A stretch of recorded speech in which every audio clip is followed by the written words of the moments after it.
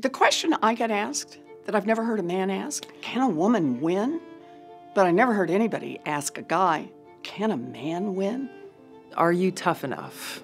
Can you handle the heat? Speak to us about women's issues. And my response is usually, I am so glad you'd like to talk about women's issues.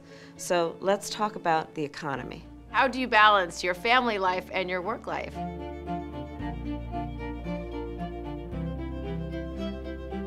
I wish I were asked about how we're going to make the big changes we need to make. I wish I was asked, so how do you get so many amazing bills passed? Well, I wish that I was asked all the time, what do you think we can do to move forward as a country? A question I wish I was asked was, what motivates me? But what's it going to take to make this country really work? Not just for the rich and the powerful. What it's going to take to make it work for everyone else. Work hard, listen to people, bring people together. What we need to remember is that there's so much more that unites us and tears us apart. We stood up for our country, and it's time to do it again.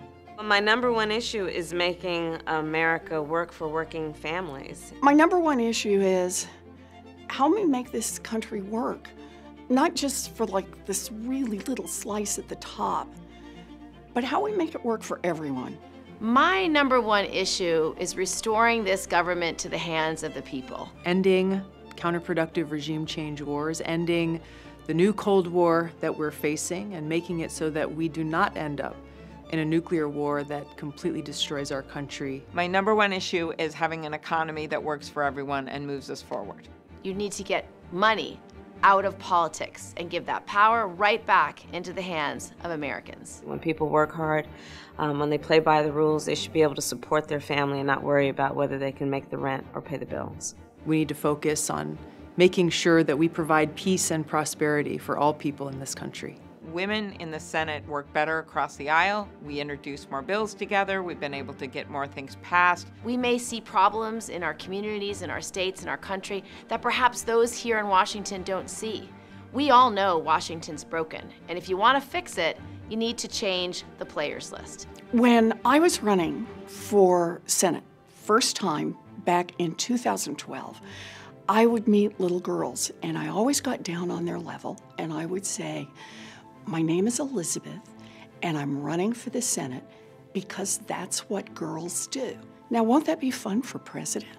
I want all young women out there to know that you should never listen if someone tells you that you are too young or that you need to stand aside and wait your turn. You are powerful, and your voice matters. That there are people that work at this place in Washington, D.C. that have your back. That their voice matters, that their view of the world may well be different.